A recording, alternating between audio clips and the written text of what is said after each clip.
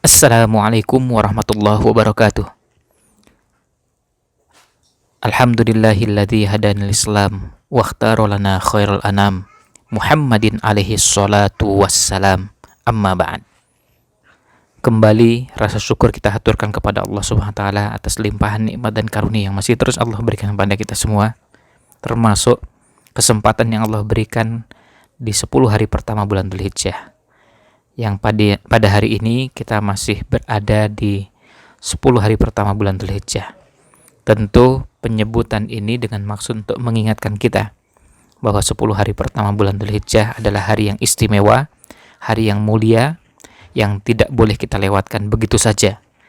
Kita upayakan amal yang kita lakukan, amal yang kita bisa kerjakan, bisa dilakukan dengan amal-amal terbaik yang bisa menjadi pemberat timbangan amal kita pada hari kiamat kelak, pada saat menghadap Allah Subhanahu wa taala. Ada begitu banyak amal yang bisa dikerjakan, ada yang khusus di 10 hari pertama bulan Dzulhijjah dan ada yang tidak khusus di 10 hari pertama bulan Dzulhijjah. Di antara yang khusus dan sekaligus ini mengajak kepada jamaah sekalian untuk kita biasakan, kita terus lakukan adalah memperbanyak takbir. Bacaan takbir yang dibaca bisa misalnya dengan redaksi Allahu Akbar, Allahu Akbar, La ilaha illallah, wallahu akbar, Allahu akbar walillahil hamd. Atau mungkin yang membaca dengan kalimat takbirnya di awal sebanyak 3 kali. Allahu akbar, Allahu akbar, Allahu akbar. Lanjutannya sama, La ilaha illallah, wallahu akbar, Allahu akbar walillahil hamd. Tentu masih banyak amal-amal lain yang bisa kita kerjakan, bisa berinfak, bisa memperbanyak tilawah Quran, zikir, dan amal yang tidak mungkin kita batasi dan kita tidak mungkin sebutkan satu persatu. Termasuk pengajian yang kita selenggarakan pada kesempatan kali ini. Menyimak kajian, mempelajari tafsir Al-Quran merupakan bagian dari amal soleh yang bisa kita kerjakan pada 10 hari pertama bulan Dzulhijjah. Kelebihan kajian pada kesempatan kali ini, dia pahalanya menjadi lebih besar dibanding amal yang kalau kita kerjakan pada pekan lalu. Karena kajian hari Ahad pekan ini berada di 10 hari pertama bulan Dzulhijjah. Kajian hari Ahad pekan lalu belum masuk 10 hari pertama bulan Dzulhijjah. Dua-duanya amal soleh, dua-duanya amal yang punya keutamaan dan punya nilai pahala, tetapi yang satu lebih besar dari yang lain. Nah, selanjutnya pada kesempatan di kajian Ahad pagi kali ini kita akan mempelajari surat Al-Fath ayat 8. Pembahasan sebelumnya sudah sampai dengan ayat ke-6, lalu di ayat ke-7 ayat yang disebutkan oleh Allah Subhanahu wa taala pada firman Allah Ta'ala, walillahi junudus samawati wal ard. Ini sama dengan yang ada di ayat ke-4. Walillahi junudus samawati wal ard. Allah punya tentara yang ada di langit dan yang ada di bumi. Nah, tentara yang ada di langit dan yang ada di bumi ini bisa berbeda. Di langit bisa malaikat, di bumi orang-orang beriman. Dua-duanya menyebutkan walillahi junudus samawati wal ard. Bedanya pada ayat keempat, wa kanallahu aliman hakima, dan Allah maha mengetahui dan maha bijaksana. Sementara di ayat ketujuh Allah berfirman, wa kanallahu azizan hakima. Di sana aliman, di sini azizan. Aliman yang artinya maha mengetahui, kalau azizan maha bijaksana. Itu ayat terakhir yang dibahas atau dikaji pada pertemuan pekan lalu. Dan tentu penghujung atau akhir ayat itu punya hubungan dengan awalnya atau punya hubungan dengan sebelumnya, baik tengah maupun awalnya. Di sini sebutkan walillahi junudus samawati wal ard wa kanallahu aliman hakima untuk orang-orang beriman. Sementara pada saat membahas tentang orang-orang munafikin dan orang musyrikin atau munafikin, munafiqat, musyrikin, musyrikat, Allah menutupnya wa kanallahu azizan hakima, maha perkasa, yang ketika Allah mengazab hambanya yang munafikin, munafiqat, musyrikin, musyrikat, karena memang mereka layak untuk mendapatkan azab tersebut. Dan Allah azab dengan hikmahnya, artinya mereka pantas untuk mendapatkan balasan tersebut. Tidak mungkin Allah memberikan azab kepada satu saja makhluk yang tidak melakukan keburukan, tidak melakukan kejahatan, tidak melakukan penyimpangan, tidak melakukan kesesatan, tidak melakukan pelanggaran terhadap tuntunan yang ada dalam syariat. Selanjutnya kita masuk pada ayat ke-8 di surat Al-Fath ini. Allah SWT berfirman, "Inna arsalnaka syahidan wa mubasysyiran wa nadhira." Sesungguhnya kami, Allah Subhanahu wa taala, mengutusmu, arsalnaka, mengutusmu syahidan, sebagai saksi. Sesungguhnya Allah SWT mengutusmu, maksudnya mengutus Nabi Muhammad sallallahu alaihi wasallam sebagai syahidan, sebagai saksi, wa mubasysyiran, dan sebagai pemberi kabar gembira, wa nadhiran, dan sebagai pemberi peringatan.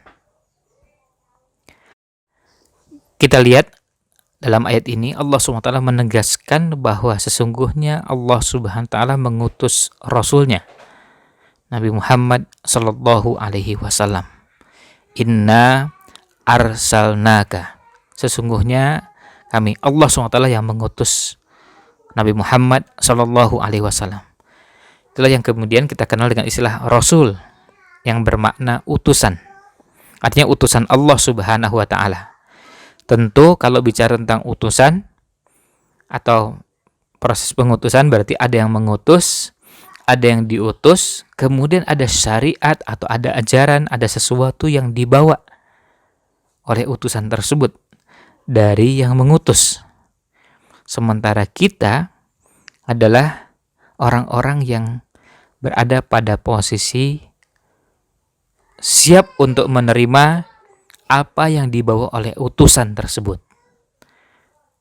Karena Allah sudah dengan tegas menyatakan bahwa sesungguhnya Allah SWT mengutus Nabi Muhammad Sallallahu Alaihi Wasallam, mengutus Rasul Sallallahu Alaihi Wasallam. Mengutus Rasulnya sebagai apa? Di ayat ini, di surat Al-Fath ayat 8 ini, Allah menyebutkan ada 3. Yang pertama syahidan, yang kedua mubasysyiran, dan yang ketiga nadhiran. Mari kita lihat satu persatu yang terdapat di ayat ini. Di sini disebutkan, inna arsalnaka, sesungguhnya kami telah mengutusmu, Allah telah mengutus Nabi Muhammad Sallallahu Alaihi Wasallam, yang pertama sebagai syahidan, artinya sebagai saksi, saksi terhadap seluruh makhluk, termasuk umatnya, bahwa beliau telah menyampaikan risalah. Jadi Nabi Muhammad SAW telah menyampaikan risalah yang telah Allah perintahkan untuk disampaikan kepada umat. Dan risalah ini untuk kemaslahatan kebaikan kehidupan manusia. Jadi Nabi SAW telah menyampaikan ini, dan beliau akan menjadi saksi bahwa beliau telah menyampaikan itu. Bahkan dalam salah satu kesempatan, yaitu di Haji Wada, Rasulullah SAW menegaskan hal tersebut ketika beliau sudah menyampaikan, lalu beliau bersabda, Allahumma, ya Allah, qad ballaghtu, sungguh aku telah menyampaikan. Allahumma fashhad, ya Allah saksikanlah. Jadi artinya Allah yang akan menjadi saksi bahwa beliau telah menyampaikan risalah, menyampaikan ajaran ini. Dan kalau kita lihat apa yang terdapat di surat Al-Baqarah ayat 143 juga menegaskan hal ini. Allah berfirman, "Kadzalika ja'alnakum ummatan wasata." Demikianlah kami jadikan kalian umat wasatan, umat pertengahan, umat terbaik.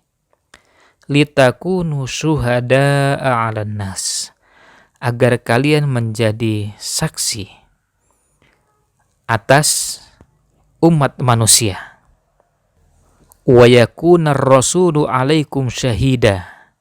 Dan agar Rasul Nabi Muhammad sallallahu alaihi wasallam menjadi saksi atas kalian.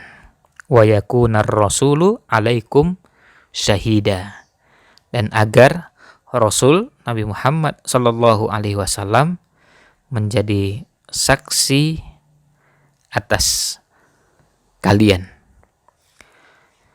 Dan itu kita bisa lihat bagaimana Nabi sallallahu alaihi wasallam buktikan bahwa beliau telah menyampaikan risalah yang telah Allah perintahkan untuk disampaikan kepada umat manusia. Dan yang beliau sampaikan utuh, tidak ada yang disembunyikan, tidak ada yang dipotong-potong, tidak ada yang dikurangi, semuanya disampaikan.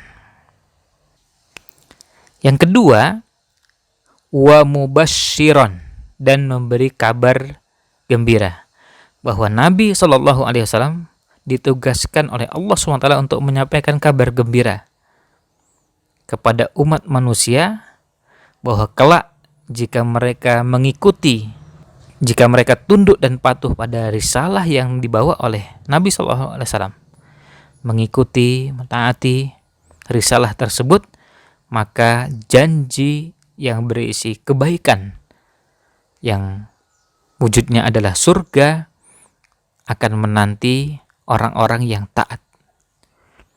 Maka isinya adalah kabar gembira. Itu sebabnya orang-orang beriman ketika mengerjakan amal soleh lalu diberi motivasi dengan balasan di sisi Allah SWT, ini adalah bagian dari tadi mubasysyiran. Kita jadi lebih bersemangat, lebih antusias untuk mengerjakan hal tersebut. Karena apa? Karena pahala yang besar yang dijanjikan. Dan semua kita pasti menginginkannya. Siapa di antara kita yang tidak suka dengan balasan yang tidak pernah dilihat oleh mata, tidak pernah terdengar oleh telinga, dan tidak pernah terbersit dalam alam pikiran manusia? Balasan yang luar biasa indahnya, balasan yang luar biasa nikmatnya, yang semua pasti akan merasakan kebahagiaan yang berada pada puncaknya. Apalagi kebahagiaan tersebut ditegaskan lagi seperti yang telah disampaikan sebelumnya, adalah kebahagiaan yang bersifat langgeng.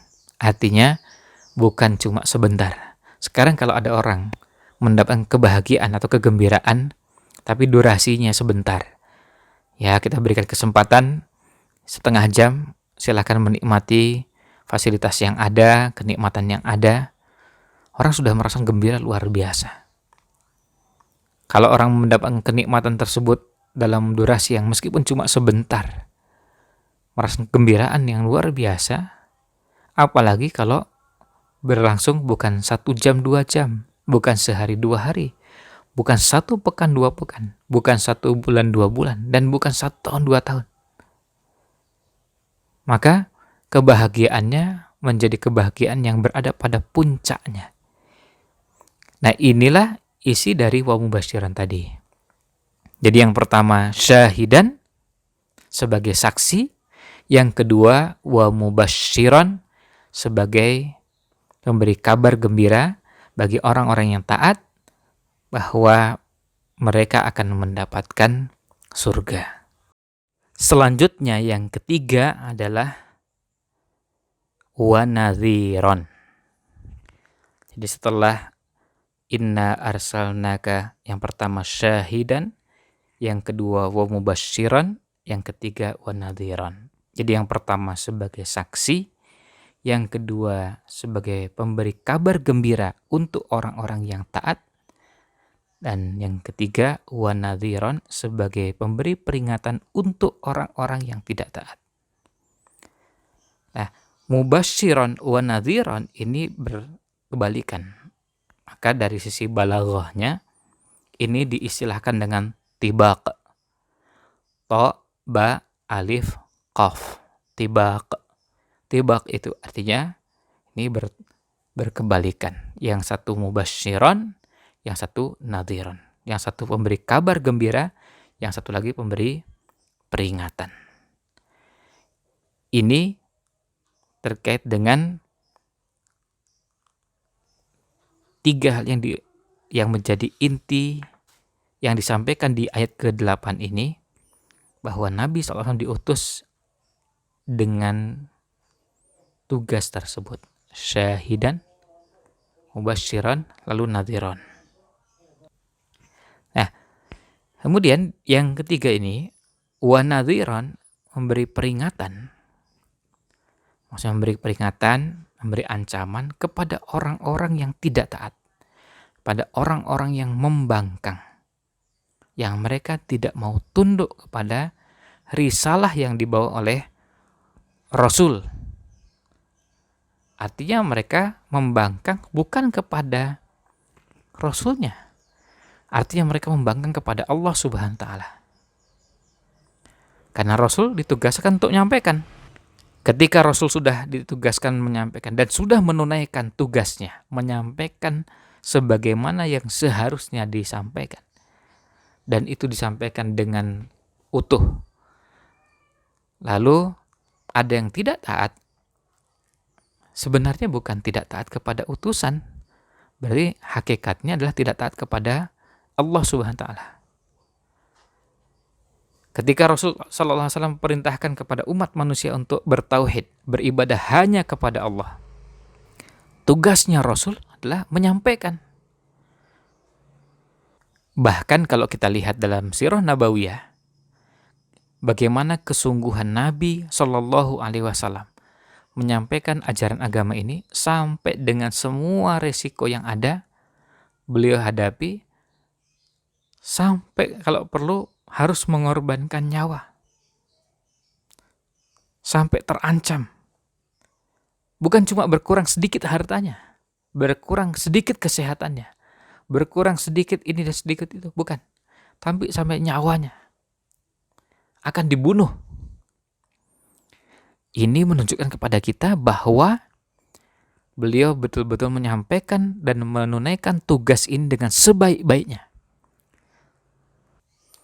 Menyampaikan sebagaimana mestinya, lalu ditunaikan semua, maka perintah tersebut bukan mengajak orang untuk beribadah kepada Rasul, tapi beribadah kepada Allah SWT yang memerintahkan Rasul SAW untuk menyampaikan perintah tersebut. Perintah bertauhid, perintah beribadah hanya kepada Allah SWT, perintah untuk menjadikan semua yang jadi perintah itu sebagai jalan untuk meraih kebahagiaan. Sebaliknya, menjadikan larangan-larangan yang ada sebagai jalan untuk terhindar dari semua yang membahayakan bagi kehidupannya. Allah sudah membuat aturan dengan sangat lengkap. Nah, ketika ada yang tidak taat, maka Nabi SAW juga ditugaskan untuk mengingatkan mereka, mewanti-wanti mereka, memberikan ancaman kepada mereka yang membangkang. Dan dalam surat Al-Ahzab di ayat 45 dan 46 disebutkan, selain syahidan wa mubasyiran wa nadhira, selain sebagai saksi, lalu sebagai pembawa kabar gembira dan sebagai pemberi peringatan, tapi juga wa da'iyan ilallahi bi'idnihi wa sirajam munira, Dan Rasul Shallallahu Alaihi Wasallam juga sebagai orang yang menyeru, mengajak pada agama Allah dengan izinnya, dan sebagai cahaya yang menerangi. Ini yang terdapat dalam surat Al-Ahzab ayat 45 dan 46. Ada tambahan setelah syahidan wa mubasyiran wa nadhiran. Jadi artinya yang terdapat di surat Al-Fath ini juga Allah sebutkan di surat Al-Ahzab ayat 45 dan 46. Tapi dengan tambahan dua yang lain, yaitu wada'iyan ilallah, kemudian yang kedua wasirajam munira. Yang tambahannya, dan itu berarti yang keempat, bahwa Nabi SAW sebagai da'i, sebagai penyeru kepada agama Allah SWT, mengajak orang untuk mengikuti agama Allah Subhanahu wa taala. Dan yang kelima, wasirajam munira, dan sebagai cahaya yang menerangi. Nah, ini menunjukkan kepada kita bahwa tujuan diutusnya Nabi Muhammad SAW adalah agar umat manusia mengimani Allah dan juga Rasulnya, yang kemudian nanti disebutkan di ayat berikutnya, ya, itu di ayat ke-9. Nah, selanjutnya kita lihat di ayat ke-9, Allah SWT berfirman, litu'minu billahi wa rasulih, agar kalian beriman kepada Allahnya dan Rasul. Agar kalian, setelah ada da'i yang diutus, agar kalian beriman kepada Allah dan Rasulnya. Lalu wa tu'azziruhu, dan agar kalian juga meneguhkan atau mengokohkan agamanya, agama yang Allah telah sampaikan, wa tuwaqqiruhu, dan agar kalian mengagungkan Allah Subhanahu wa taala, wa tusabbihuhu, dan agar kalian bertasbih, agar kalian memujinya, memuji Allah Subhanahu wa taala bukratan wa asila, baik itu dilaksanakan di waktu pagi, bukrah, dan asila juga di waktu petang. Artinya dilaksanakan di waktu pagi maupun waktu petang. Nah, ini yang menunjukkan kepada kita bahwa diutusnya Nabi Muhammad Sallallahu Alaihi Wasallam termasuk salah satu yang beliau sampaikan selain sebagai saksi adalah memberikan kabar gembira sekaligus mengingatkan orang, mewanti-wanti mereka yang tidak mau taat, tidak mau tunduk, tidak mau patuh. Nah, kemudian diingatkan bahwa kehadiran Rasul, tujuan diutusnya Rasul Shallallahu Alaihi Wasallam supaya umat manusia mengimani kepada Allah Subhanahu wa taala dan Rasulnya Shallallahu Alaihi Wasallam.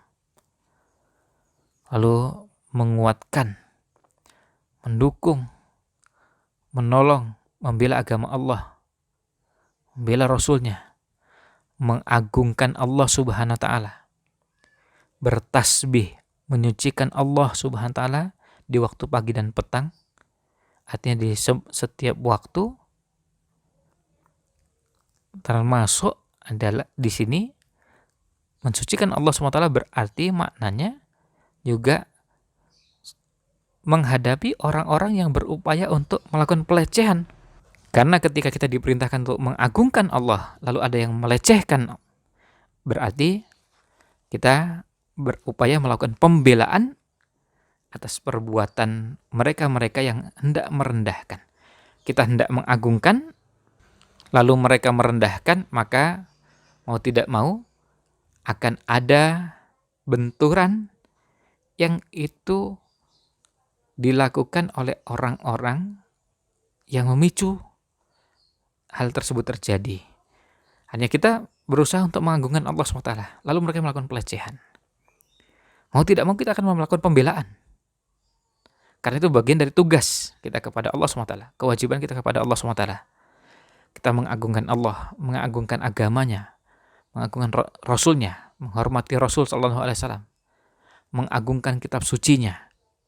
Lalu ketika ada yang melakukan pelecehan, maka mau tidak mau akan berhadap-hadapan. Mau tidak mau akan ada upaya agar Allah SWT diagungkan, agamanya dimuliakan, kitab sucinya dihormati, Rasulnya disegani, dan semua itu bagian dari nilai-nilai keimanan yang tertanam dalam diri orang yang beriman. Itu sebabnya menyucikan Allah SWT, mengagungkan Allah, kemudian juga agamanya, syariatnya, kitab sucinya, Rasulnya, itu adalah hal yang lumrah dan melekat dalam diri orang yang beriman. Maka wajar ketika ada yang melakukan pelecehan, marah. Karena jangankan kepada Allah, kepada Rasul, kepada Al-Quran, pada orang yang kedudukannya di bawah Rasul SAW, apalagi Khalik ya, pada makhluk saja. Kalau seandainya ada orang yang menghina bapak kita, melakukan pelecehan terhadap ibu kita, sebagai manusia yang normal, manusia yang fitrahnya masih bersih, masih terjaga, tidak mungkin akan rela. Ada orang melakukan pelecehan terhadap orang tuanya, ada orang melakukan pelecehan terhadap bapaknya, ibunya. Ini manusia biasa dan normal, dan kita menganggap itu wajar.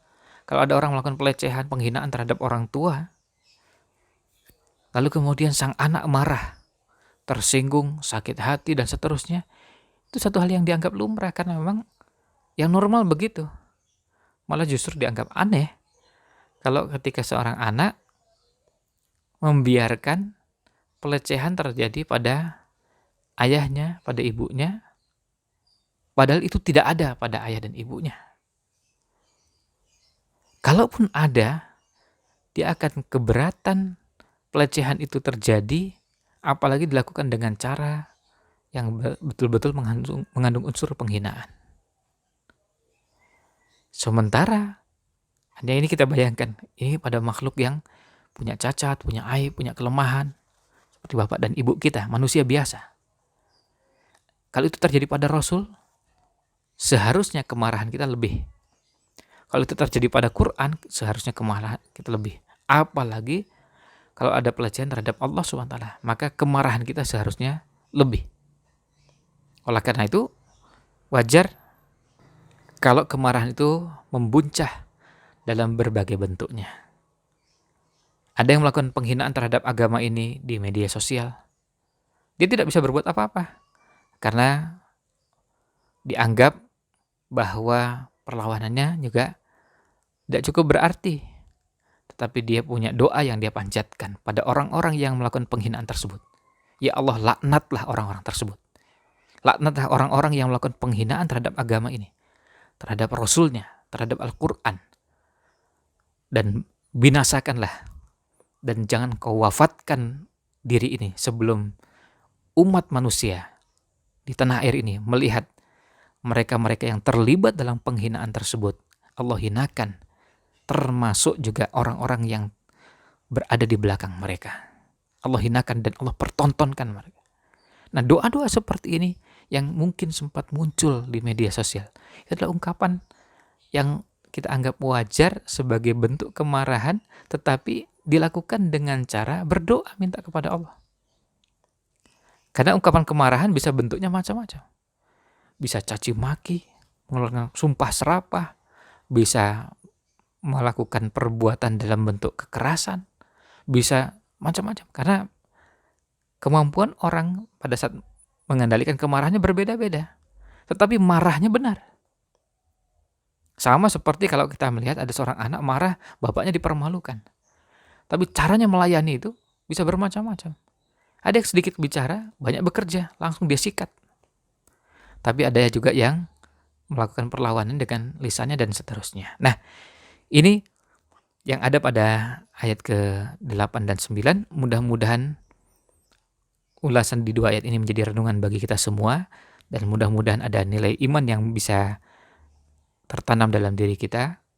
Mohon maaf jika ada yang kurang berkenan. Wallahu a'lam.